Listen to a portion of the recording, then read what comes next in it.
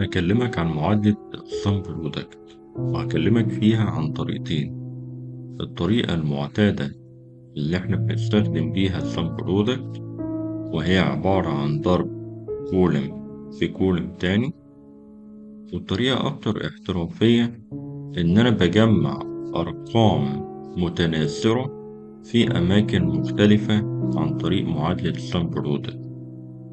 أول طريقة وهي إن أنا بضرب كولم في كولم تاني.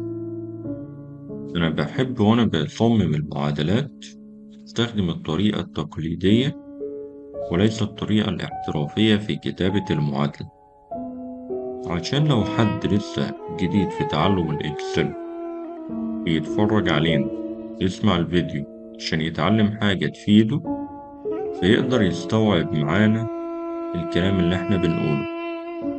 ولو في حد محترف إكسل عايز يتعلم فكرة جديدة، فالطريقة اللي احنا بنقولها مش هتفرق معاه في حاجة، ولكن هتفيد المبتدئين في المجال. الطريقة التقليدية للسم برودكت وهي ضرب كولم في كولم تاني، ضرب عمود في عمود. من اف اكس هختار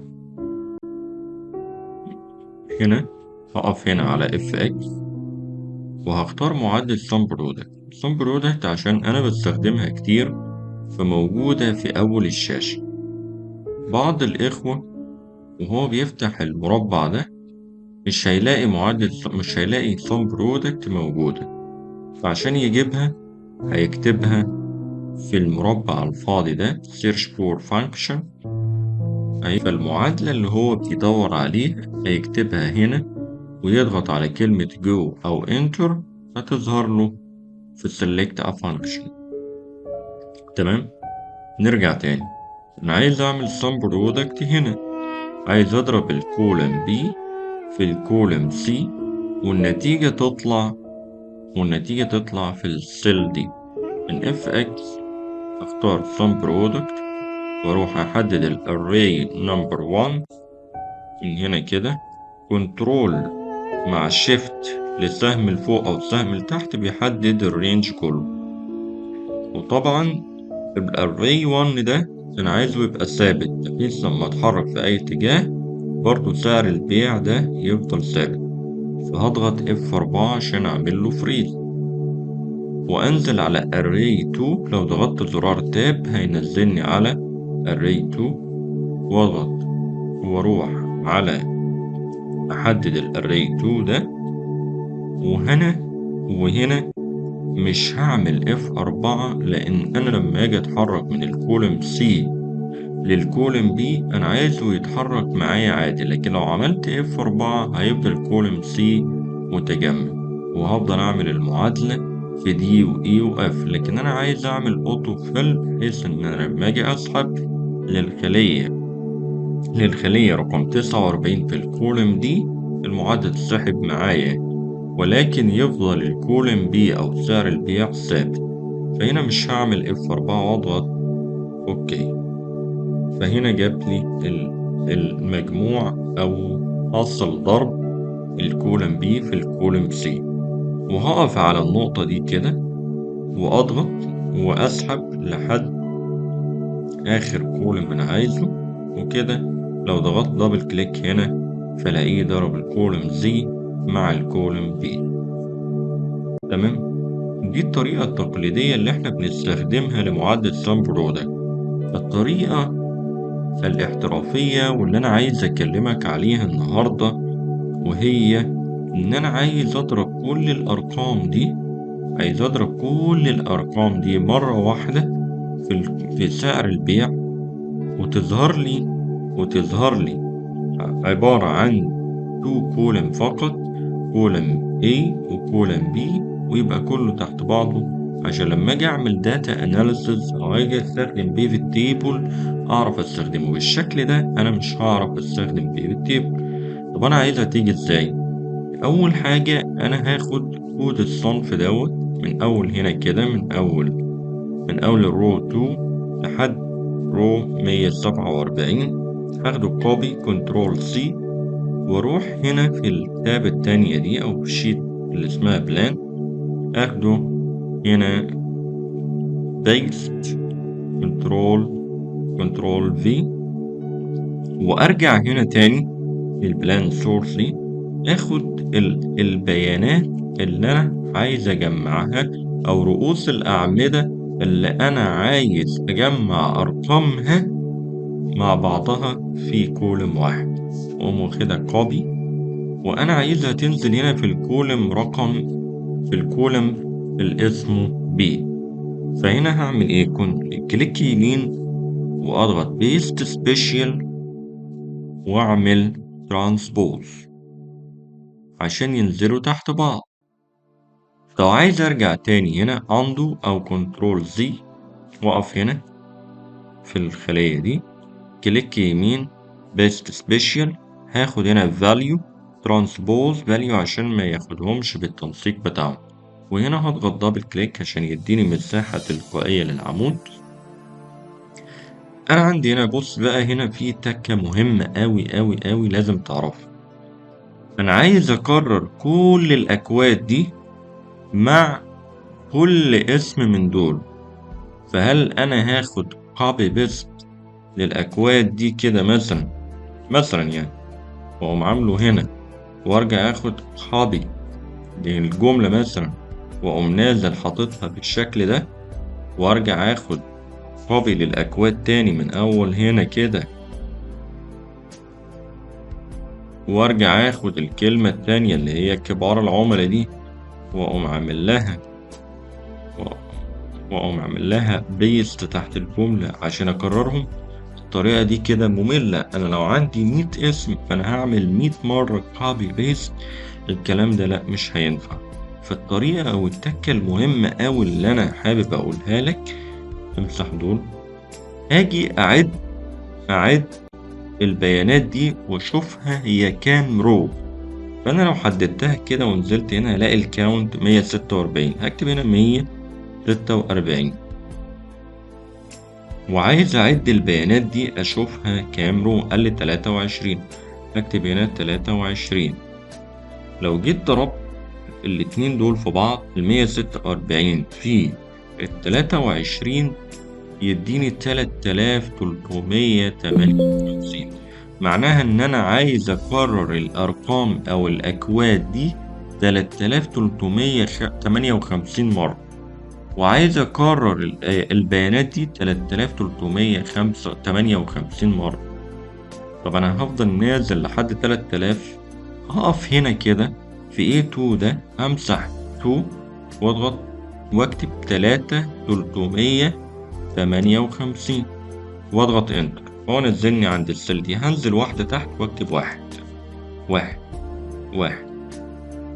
واقوم واخد احدد دول كده، احدد الاكواد واخدها كوبي، وانزل هنا كده اعملها بيض. نفس الكلام في البيانات دي، اخدها كوبي وانزل لحد الاخر واعمل لها بيست. انزل بقى امسح الوحايد دي. طيب انا عايز بقى كل كود، يعني انا عايز كل بيان من هنا من الكولم رقم B يتكرر مع كل الاكواد دي اللي هم 146 كود. هاجي عند الكولم رقم B واحدده كله، احدد الكولم B كله، وهاجي اعمل sort and filter واختار sort من A to Z. بص بقى البوكس او المربع اللي بيظهر ده بيقول لي what do you want to do. انت عايز تعمل ايه؟ expand the selection، هتعمل sort للبيانات المحددة دي بس على كل الشيت، على الكولم B على الكولم A والكولم B والكولم C والكولم D، اللي هو هتعمل expand ولا continue with the current selection، ولا هتعمل sort على الحاجات اللي انت محددها بس. فانا بقول له هعمل continue with the current selection على اللي انا محدده بس، واضغط sort. فكده انا لو بصيت على اسوان، تعالى كده نشوف اسوان متكررة كام مرة. اسوان هلاقيها متكررة 146 مرة. الحق، ده 146 دي اللي هي عدد الاكواد. تمام كده. ماشي، اروح بقى اعمل معادلة سم برودكت الاحترافية اللي احنا عاملين الفيديو كله علشانها. هنا اكتب هنا كود الصنف، كود الصنف، واكتب هنا اسم المدينة او المحافظة، واجي هنا اكتب عدد الكرتون، وهكتب هنا السعر المبيعات، سعر البيع، وهكتب هنا القيمة وهي عبارة عن حاصل ضرب عدد الكرتون في سعر البيع، واضغط دبل كليك. لما اجي اكتب اي ارقام، نصيحة مني، لازم نعمل كوما ستايل اللي هي الفاصلة بتاعة الآلاف عشان شكل الرقم يتقري بسهولة، يبقى سهل للقراءة بالعين على طول. معادلة سم برودكت، أول حاجة أنا عايز أجمع كل الأرقام المتناثرة هنا دي، كل الأرقام دي كده، يعني أنا عايز كل الأرقام دي تتجمع تحت بعضها في الكولم رقم ب، وكل محافظة تاخد الأرقام الخاصة بيها، وهي دي بقى الفنية أو التكنيكال بتاع السم برودكت اللي احنا هنكلمكم عنه النهاردة. عفوا إذا كنا طولنا، بس لازم نجيب الموضوع من البداية وأساسه. المعادلة هنا مش هينفع أعملها من اف اكس، أنا هكتبها عشان تبقى أسهل. فأنا هعمل ايه؟ ايكوال يساوي، هفتح قوسين، واروح هنا يجي دور معادلة سم برودكت الاحترافية اللي احنا عاملين الفيديو او عاملين المحاضرة النهاردة علشانها. ولكن عفوا، احنا حبينا نجيب الموضوع وأطلنا في الموضوع عشان نجيب الموضوع من البداية وبالتسلسل وترتيب واضح عشان الناس تقدر تفهم معانا. معادلة سم برودكت الاحترافية، وهي إني عايز أجمع كل الأرقام المتناثرة هنا، كل محافظة مع الكود الخاص بيها. يعني كل الأرقام دي محتاج أجمعها في كود واحد فقط، في كولم واحد فقط، عشان لما أجي أعمل داتا أناليسز أو إن أنا أستخدم بيفت تيبل يبقى الموضوع سهل معايا في الأناليسز اللي أنا هعملها. طيب هنا بقى معادلة سم برودكت ودورها هكتبها عشان الناس تقدر تفهم معايا. equal sum product، أفتح قوسين، هروح هنا للكود ده وأقول له equal. الكود دوت موجود فين؟ موجود في الكولم رقم إيه في الشيت اللي اسمها بلاد، وهعمل له F4 وأقفل القوس وأقول له في، أحدد الرو اللي اسمه الرو رقم 1 اللي فيها المحافظات، وأجمده عشان ما يتحركش معايا. ولكن الرو ده الكرايتيريا بتاعته موجودة فين؟ في الشيت اللي أنا بجمع فيه وهي المحافظات، وأقوم قافل القوس وأعمل في دي أروح أجمع بقى الأرقام المتناثرة اللي أنا عايز أجمعها تحت بعضها في كولم واحد. جماعة أنا في البداية بتحرك من خلال كنترول وشيفت والأسهم، سواء فوق أو لتحت أو يمين أو شمال، وأعمل لها F4 عشان ما تتحركش معايا وأقفل القوس. ولكن خلي بالك أنا في البداية خالص كنت فاتح قوسين، فلازم أقفل القوسين بتوعي وأقول Enter.